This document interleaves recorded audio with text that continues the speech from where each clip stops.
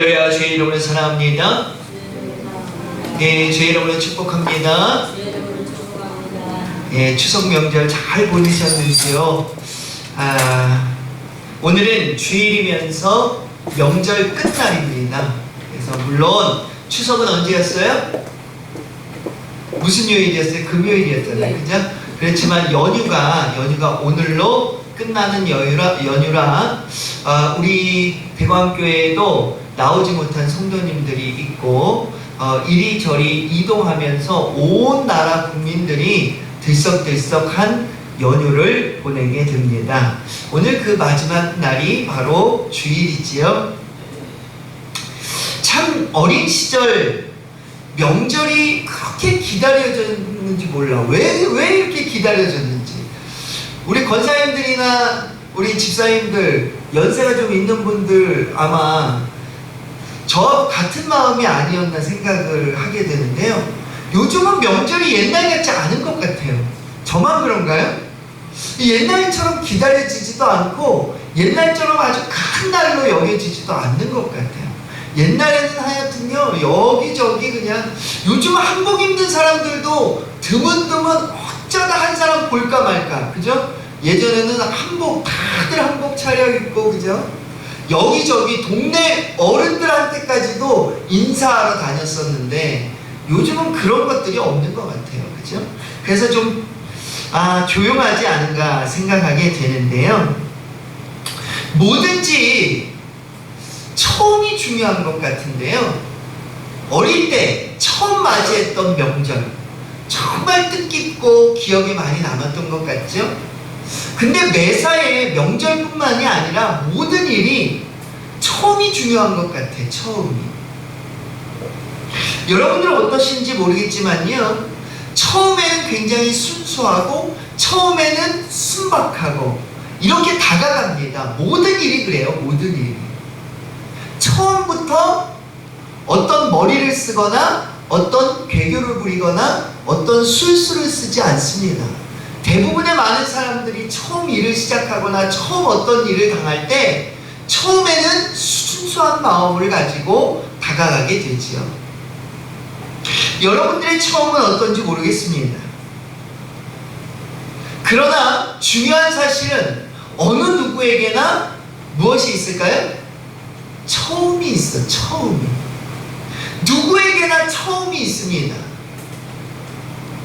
신앙에도 처음이 있을까요? 없을까요? 오늘 여러분들이 교회에 나왔잖아요.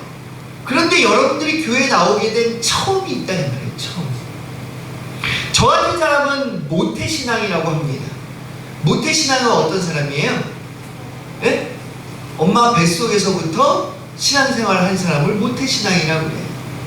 그러니까 저는 엄마 뱃속에서부터 어디에 왔어요? 교회에 나와서 말씀을 들었던 사람이에요. 그런가 하면 어떤 사람은 여름 성경학교 때 교회에 처음 나오는 사람들도 있습니다. 어느 때 그랬냐면요, 저희 어릴 때 아니면 우리 권사님 나이 정도 됐을 때, 어릴 때 지금 뭐 6, 70년 전만 해도 교회 안 나오다가도 여름 성경학교다 뭐 한다 그러면 나와서 처음 신앙을 접하고 믿음을 접하는 사람들이 종종 있었다 이 말이에요. 그런가 하면 어떤 분은 친구의 권유로 처음을 맞이하게 됩니다. 그런가 하면 옆집의 주변 지인을 통해서 처음을 맞이합니다. 어찌됐든 게 누구나 신앙의 처음이 있다고 하는 거예요.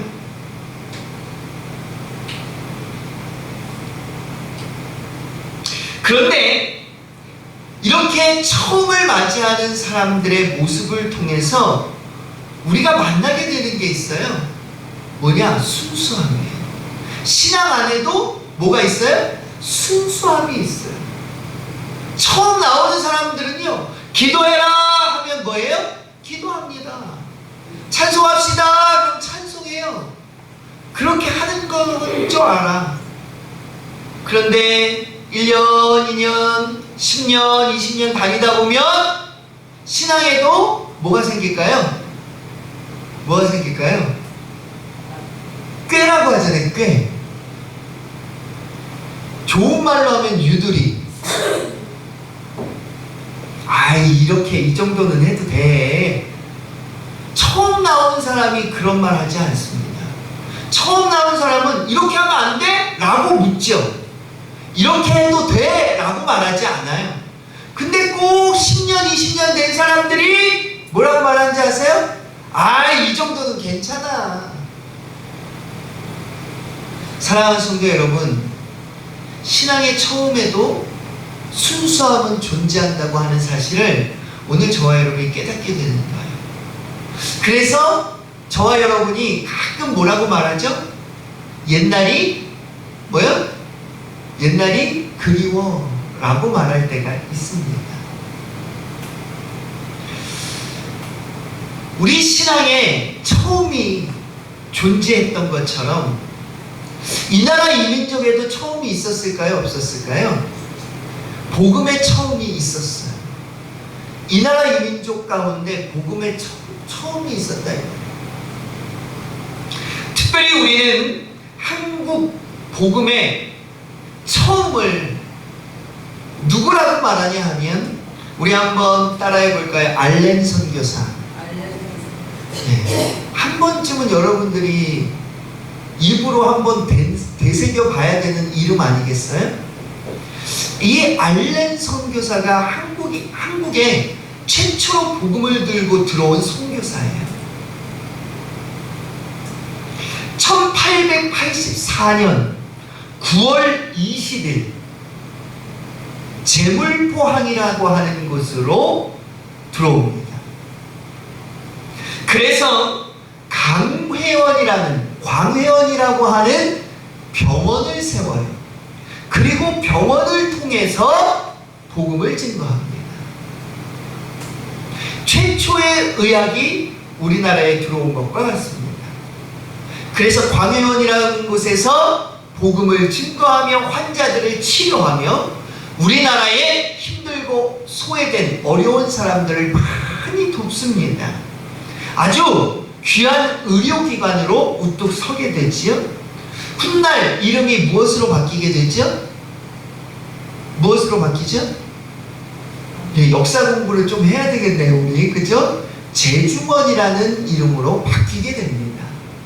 근데 제중원이라고 하는 이름으로 바뀐 것으로 끝나지 않고 이 광회원이 나중에는 세브란스 병원으로 바뀌게 됩니다. 지금 우리가 만나게 되는 병원이 누구를 통해서 들어온 병원이에요? 알렌 선교사를 통해서 들어온 병원이 바로 세브란스 병원이 되는 겁니다. 이렇게 복음이 알렌 선교사를 통해서 들어오게 되는데 우리에게 이러한 복음이 들어온 이 시점을 통해서 저와 여러분이 만나게 되는 것이 있어요. 무엇을 만나게 되죠?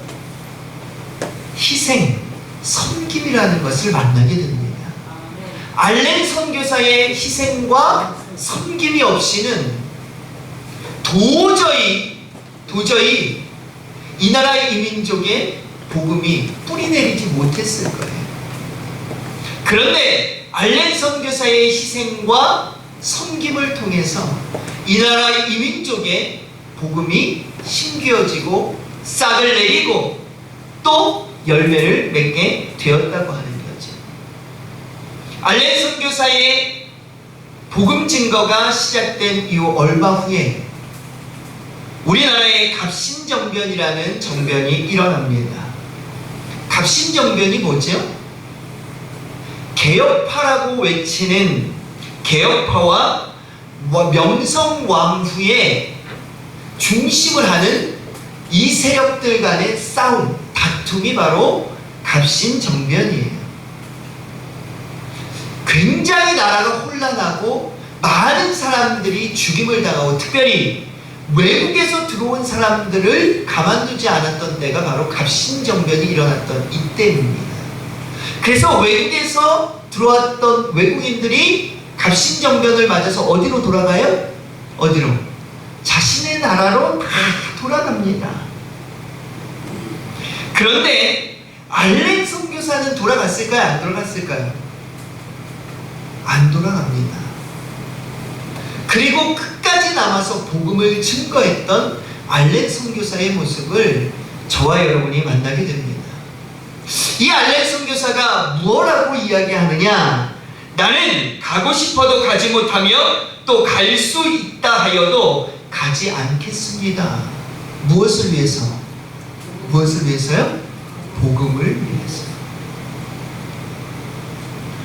누구에게나 처음은 존재하고 처음은 중요한데, 우리나라에 처음 복음을 들고 온 이 알렌 선교사의 순교가 얼마나 중요한지, 이 나라 이 땅에 복음의 열정이 바로 이때부터 싹 트지 않았나 생각하게 됩니다. 알렌 선교사의 헌신, 알렌 선교사의 섬김, 알렌 선교사의 순교가 있었기 때문에 저와 여러분에게 지금에 이르기까지 복음이 증거되어지고, 또 저와 여러분의 이 나라와 이 민족이 복음 가운데 우뚝 설 수 있지 않았나 다시금 생각하게 됩니다. 사랑하는 성도 여러분, 오늘 저와 여러분이 이 처음의 열정을 다시금 회복할 수 있기를 주님의 이름으로 간절히 축원합니다.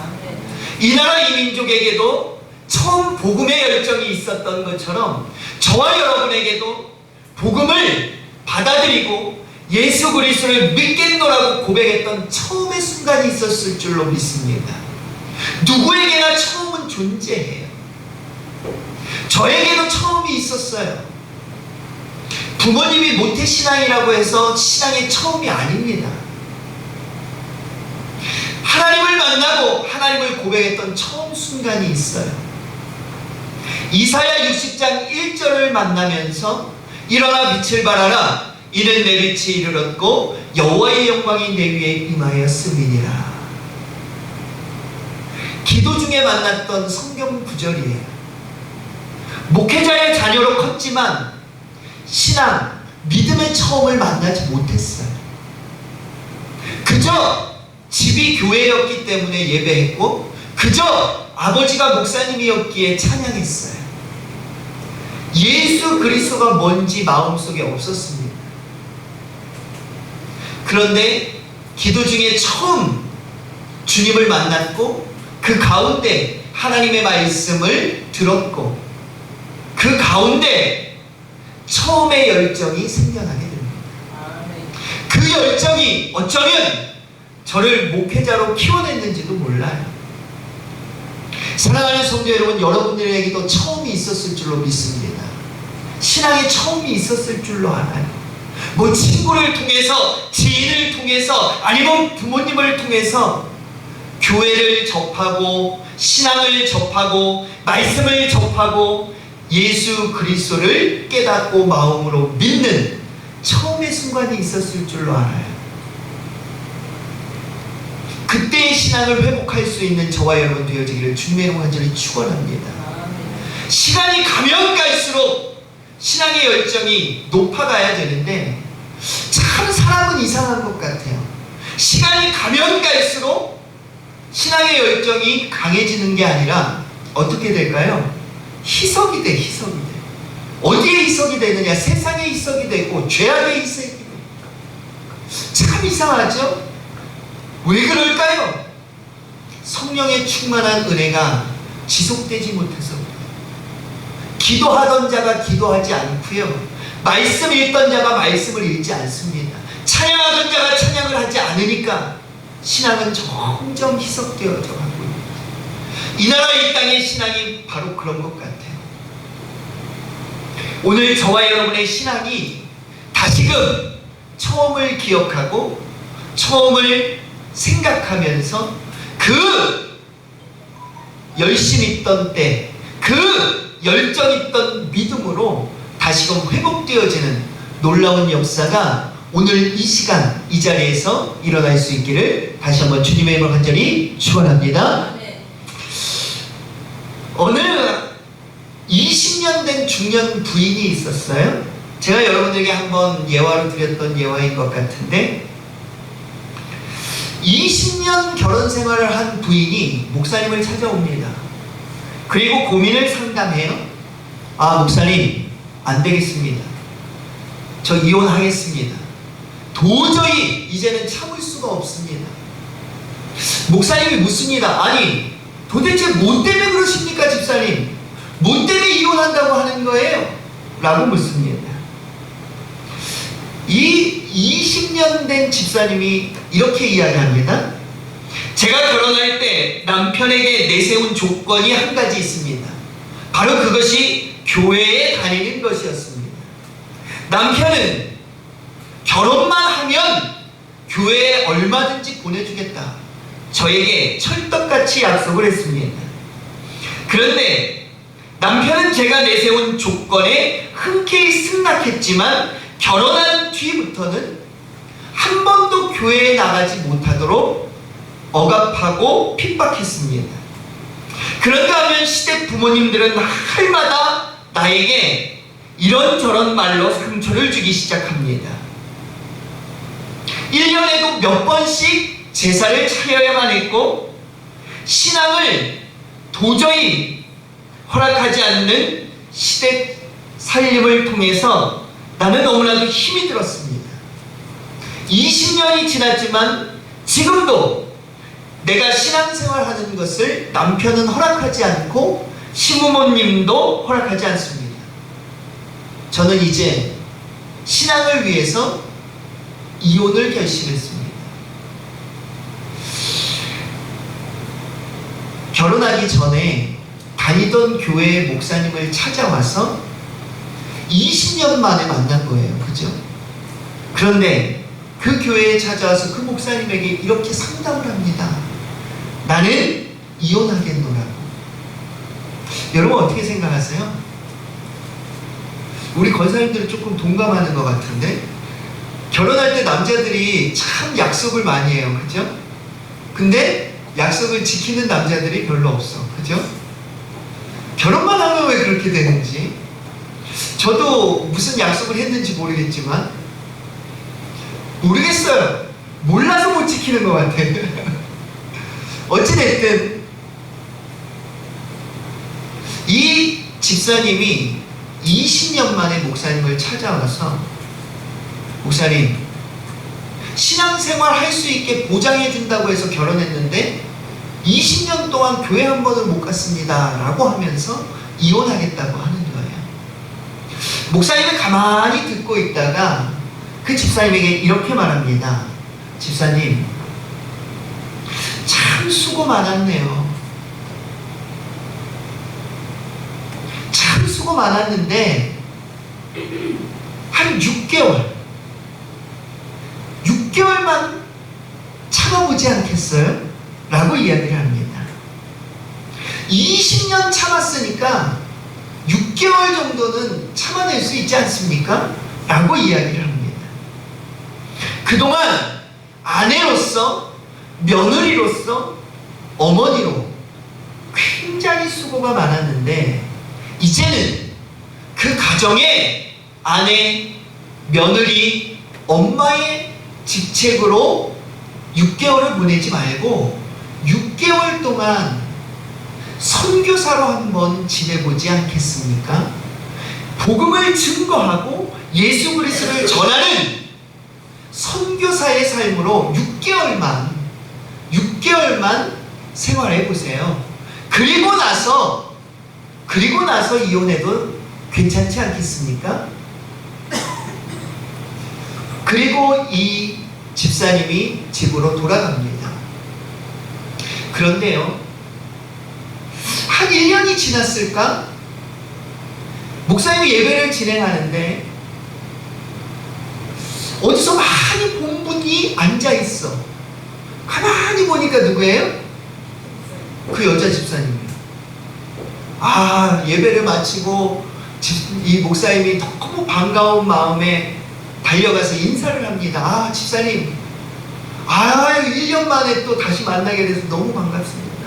어떻게 지내세요? 인사를 합니다. 그런데 이 집사님이 소개할 사람들이 있다고 이야기해요. 누구를 소개할까요? 자신의 시댁 식구들을 소개합니다. 부모님을 소개하고, 시부모님이죠. 자신의 남편을 소개하고 자신의 자녀들을 소개합니다. 이제 이 가족들을 목사님은 사무실로 모셔서 대접합니다.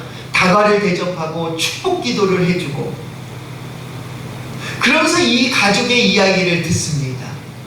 그런데 시부모님이 뭐라고 얘기하느냐? 시부모님이 이렇게 말합니다. 우리 며느리는 매일 짜증만 내던 며느리였어요.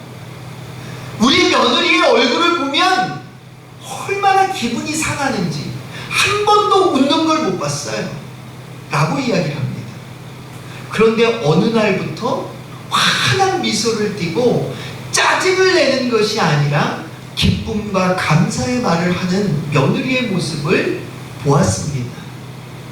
그때부터 왜 이렇게 며느리가 변했는지 살펴보니까 매일 아침 기도하고 시간이 나면 말씀을 보고 설거지를 하거나 어떤 일을 할 때 보면 흥얼대는데 무엇을 흥얼댈까요?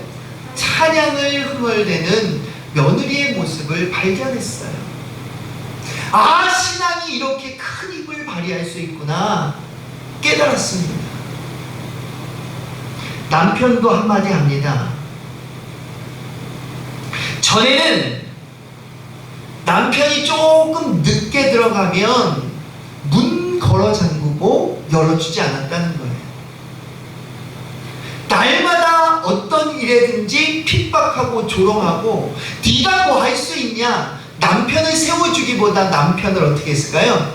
깔아뭉개는 아내였다고 하는 거예요. 그런데 어느 날부터 남편을 세워주고 남편을 격려해주고 남편이 어떤 무엇을 이야기하면 뭐든지 들어주고 믿어줬다는 거예요. 어느 날부터인가 아이들도 이야기합니다. 날마다 야단치고 날마다 자신들을 못살게 굴었던 엄마, 어느 날부터 칭찬을 하고 어느 날부터 격려를 해줬다는 거예요.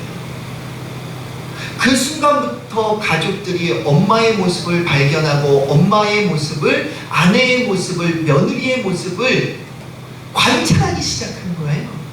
무엇을 하고 있기에 저렇게 변했을까? 그런데 그 중심에 뭐가 있었어요? 복음이 있었던 것을 발견하게 됩니다. 온 가족이 그 모습을 발견하고 나도 예수 믿겠다. 며느라기야, 네가 변화된 이유가 복음이라면 나도 그 복음 따라가겠다. 찾아온 거예요. 사랑하는 성도 여러분, 오늘 저와 여러분이 처음 복음을 받아들이고 신앙생활을 했어요. 그리고 시간이 지나면서 많은 사람들에게 복음을 전하야겠다는 열정이 생겨납니다. 신앙생활을 하는 사람은 누구나 예수 그리스도를 전하지 않으면 안 돼요. 전함의 사명을 누구나 받습니다. 그런데 저와 여러분이 복음을 증거하는데 입술로 전하려고 할 때가 너무 많아요. 예수 믿으세요?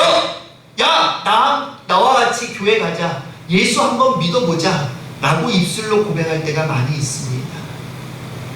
그런데 정말 중요한 것이 없어요. 신앙의 삶이 없습니다. 오늘 이 나라 이 땅에 복음의 열정을 가졌다라고 하는 많은 사람들 모습을 보면 입술로 이야기하고 삶의 모습이 없는 사람들이 너무 많아요. 목회자도 그렇고 성도도 마찬가지예요. 입술로는 복음을 이야기하지만 복음의 삶이 없어서 생명이 없는 신앙의 모습으로 걸어가는 저와 여러분의 모습을 발견하게 됩니다.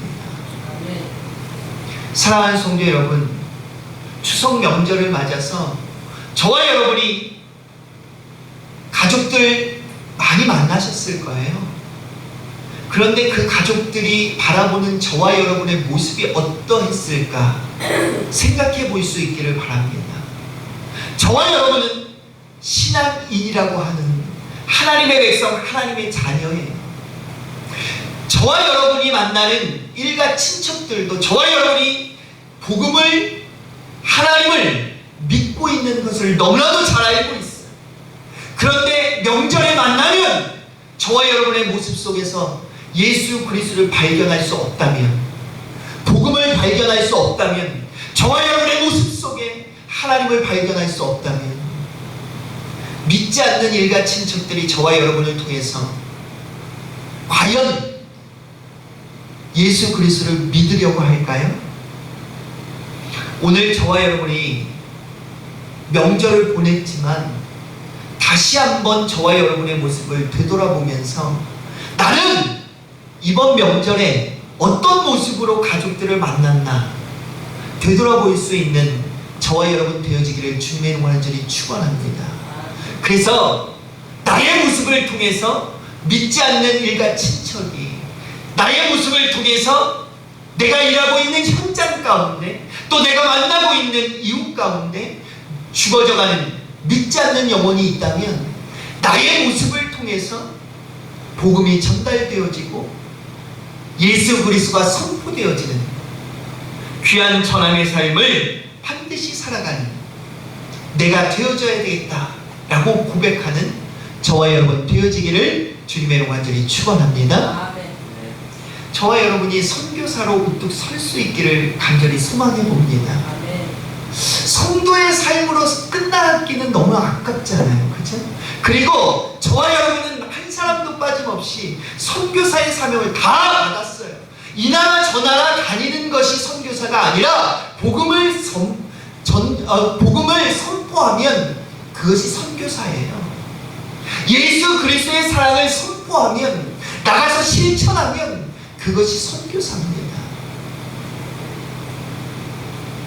어떤 한 선교사가 선교사의 지원을 합니다. 아직 선교사가 된 건 아니죠. 선교사 후보생이에요. 후보생이 선교사가 되기 위해서 지원을 합니다. 그런데 그 감독하는 목사님이 지원한 사람들에게 이렇게 이야기합니다. 요번 선교사 시험은 새벽 3시에 봅니다. 새벽 3시에 우리 집으로 모이세요.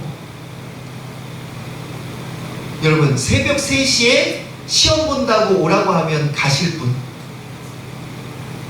가실 분 계세요? 대부분의 많은 지원자들이 이거 뭐야? 장난하는 거야? 저 사람 미친 거 아니야? 라고 생각을 하고 시험에 참여조차 하지 않습니다. 그런데 한 선교사 후보생이 그 목사님의 집에 찾아갑니다. 몇 시에? 3시요? 땡! 2시 50분 10분 전에. 약속은요 항상 약속 전에 가야 지키는 거예요. 10분 전에 목사님 집을 찾아갑니다. 그런데 사모님이 나와서 뭐라고 하냐 하면 여기 거실에 잠깐 앉아 계세요. 목사님이 지금 기도하러 다른 곳에 가 계시는데 오실 겁니다. 1시간이 지납니다. 왔을까요? 2시간이 지났어요. 왔을까요? 3시간이 지났어. 이제 왔겠죠? 4시간이 지나도 오지 않습니다. 5시간이 지난 8시가 되니까 문을 열고 들어오는데 가만히 보니까 누구예요? 목사님이에요. 여러분 같으면 5시간을 기다리면서 어떻게 기다렸을까요? 저 같으면요 짜증을 내고 화를 내고 이게 뭐야 지금? 그럼 문을 박차고 나왔을지도 몰라요. 그런데 이 선교사 후보생은요 5시간 아무 말 없이 목사님을 기다립니다. 근데 이 목사님이 와서 시험을 보는데 자네 글씨 쓸 줄 아는가? 라고 묻습니다. 야, 저 글씨 쓸 줄 압니다. 그래? 그럼 베이커라고 한번 써봐. 외국 이야기예요? 베이커. 씁니다. 베이커라고. 합격! 2번째 시험. 수에 대한 시험인데 2 더하기 2는 몇인가? 묻습니다. 그러니까 내시오! 라고 대답을 합니다. 그러니까 또 뭐요? 합격! 야, 여러분, 이런 시험을 보기 위해서 5시간을 기다렸다면 여러분도 어떻겠어요?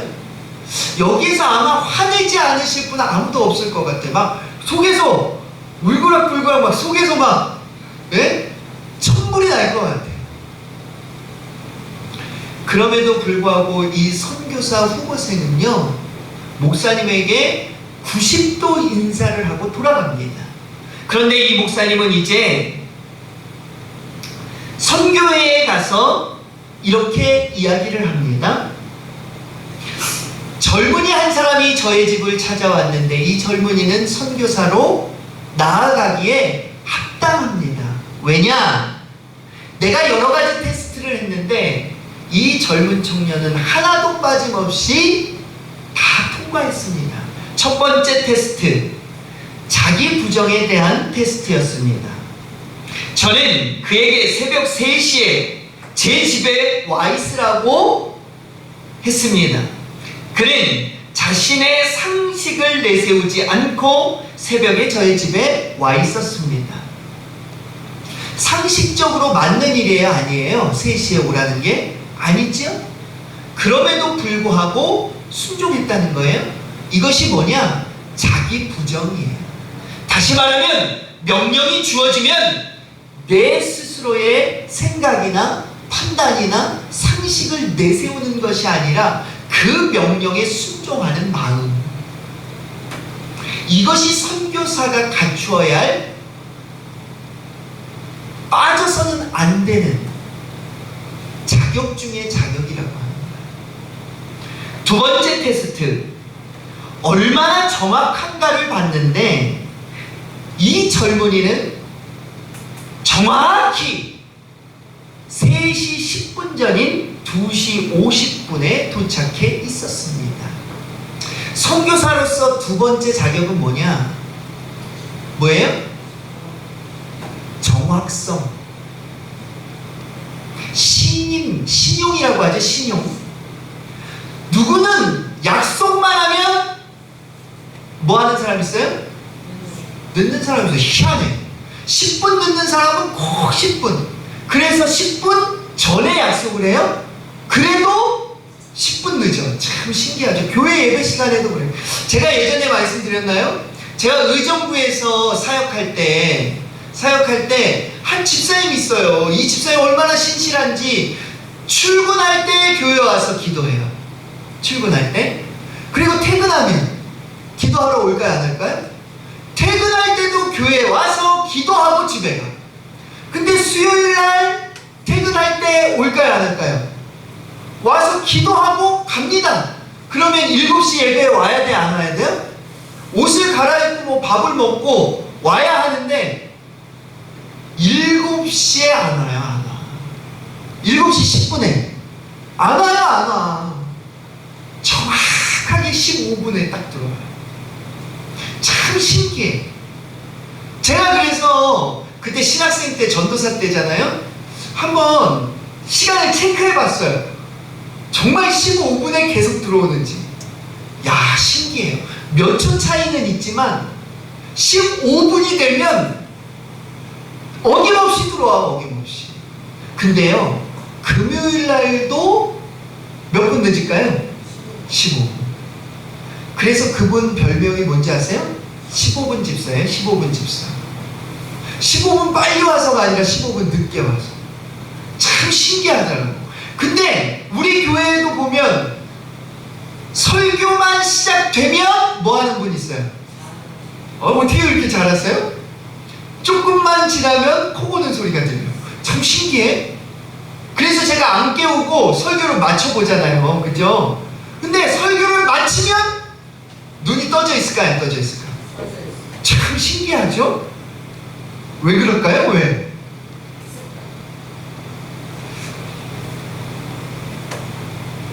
참 사람은 이상한 것 같아.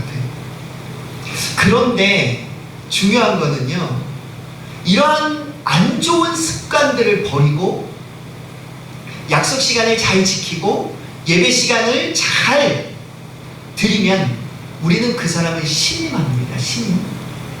그리고 그 사람은 신용을 갖게 돼요. 바로 두 번째 테스트.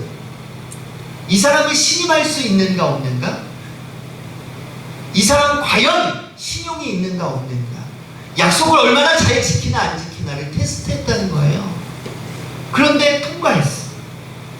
세 번째 테스트 뭐였을까요? 누가 뭐라고 해도 인내.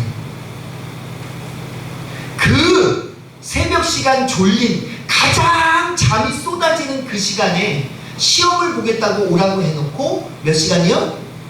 5시간을 그 자리에 앉혀서 기다리게 했다는 것은요, 웬만한 인내 없이는 기다리기 힘든 시간이었을 거예요. 저 같았어도 1시간, 2시간은 기다릴 수 있을 것 같아요. 저도. 근데 2시간이 넘어가 3시간이 되고 4시간이 되면요, 그때부터는 해가 밝잖아. 그죠? 어두울 때 갔는데 해가 밝을 때까지 안 와. 절대 기다리지 못할 것 같아요. 그러나 이 젊은이는 기다렸다는 거예요. 바로 거기서 무엇을 볼 수 있느냐? 인내라고 하는 것을 볼 수 있었다. 사랑하는 성도 여러분, 오늘 저와 여러분에게 복음을 증거할 만한 자격이 있는가 한번 생각해 볼 수 있기를 주님의 간절히 축원합니다. 예수님을 믿고 구원함을 받은 백성이라고 말합니다. 저와 여러분이 성도라고 말해요. 그런데 성경은 예수 그리스도를 믿고 성도라면 무엇을 해야 돼요? 복음을 전하는 사명을 감당해야 된다고 말하고 있어요. 그렇다면 저와 여러분이 복음을 증거하기 위해서 자격을 갖춰야죠. 이제는 처음 믿는 그 처음의 열정, 그 열정을 어디로 옮겨와야 되나? 복음을 증거하는 열정으로 옮겨와야 돼요. 처음 내가 신앙생활을 했던 그 열정을 복음을 증거하는 열정으로 바꾸어가야 합니다. 그러기 위해 저와 여러분이 쌓아야 되는 자격이 있어요. 바로 그것이 뭐냐? 어떠한 명령에도 내가 순종하겠다. 내가 아무리 많이 배웠고 아무리 많은 지식을 가졌다 할지라도 하나님의 명령이라면 나를 부인하고 하나님의 말씀대로 준행하겠습니다. 내가 하나님과 약속했다면 그 어떠한 시련과 환난과 역경이 와도 어기지 않고 정확하게 지키겠습니다. 아무리 시간이 오래 걸려도, 아무리 힘들고 어려워도 끝까지 인내하며 참으며 견디겠습니다. 사랑하는 성도 여러분, 오늘 이러한 자격을 갖추지 못한다면 어쩌면 저와 여러분은 하나님을 믿노라 하지만 하나님을 전하는 자의 사명은 감당하지 못하는, 어쩌면 부끄러운 신앙인의 삶으로 멈추어 하나님을 만날 수 있을지 모릅니다. 사랑하는 성도 여러분, 저 천국 저 문양 하나님을 만날 때 저와 여러분이 당당하게 하나님이 주신 전함의 사명 잘 감당했습니다. 최선을 다해서 감당했습니다. 제가 이렇게 감당했습니다. 고백할 수 있는 저와 여러분 되어졌으면 좋겠습니다. 금번 추석 명절을 통해서 다시금 저와 여러분의 모습을 발견하고 다음 만나게 되는 명절에는 저와 여러분의 모습을 통해서 혹여이라도 믿지 않는 일가 친척이 있다면 저와 여러분의 모습을 통해서 복음이 증거되어지고 그 믿지 않았던 그 일가 친척, 내 핏줄들이 예수 그리스도를 영접하고 나와 같이 구원함을 받는 믿음의 백성들이 다 되어질 수 있기를 주님의 간절히 축원합니다. 기도하겠습니다. 사랑의 하나님, 오늘 이 시간 또 하나의 선교사라고 하는 제목을 가지고 하나님의 말씀을 증거해 봅니다. 세상에 많은 사람들이 있습니다. 그러나 믿지 않는 영혼들이 너무나도 많이 있습니다. 하나님은 여기 모인 많은 성도들과 이 부족한 종을 하나님을 먼저 믿게, 예수 그리스도를 먼저 영접하게 하신 것은 죽어져가는 영혼들에게 복음을 증거하라고 먼저 믿게 해주셨다라고 하는 사실을 성경을 통해서 우리들에게 보여주신 사실을 만나게 됩니다. 하나님, 여기 모인 모든 권속들이 신앙인으로 살아갈 때 복음의 열정을 가지고 복음을 증거하는 자의 삶으로 살아갈 수 있도록 주님 인도하여 주시옵소서. 하나님, 무엇보다도 선교사의 사명 감당하기 위한 자격을 갖추기에 최선을 다하는 믿음의 백성들 되어지기를 소망합니다. 요즘 많은 사람들이 지식이 늘어가고 배움이 많아짐을 통하여 교만할 때가 너무나도 많이 있습니다. 하나님의 말씀이 선포되어져도 자신이 알고 있는 지혜와 지식이 먼저일 때가 참 많이 있습니다. 하나님, 이럴 때 자기 자신을 되돌아보게 하여 주시고 하나님의 말씀이라면 내가 가진 지식, 내가 가진 상식, 내가 가진 많은 경험들이 완전히 소멸되어지고 무너지게 하여 주시고 하나님의 말씀만 내 안에 살아서 역사할 수 있도록 주님 인도하여 주시옵소서. 그래서 만나는 모든 자들에게 복음을 증거하는 믿음의 백성들이 여기 모인 모든 권속들이 되어질 수 있도록, 그래서 우리 대광교회 빈자리가 차고도 넘치는 놀라운 역사가 반드시 이 시대에 나타나질 수 있도록 주님 인도하여 주시옵소서. 모든 것 주님께 의탁하고 예수 그리스도의 이름으로 감사하며 기도드려 싸움나이다. 아멘.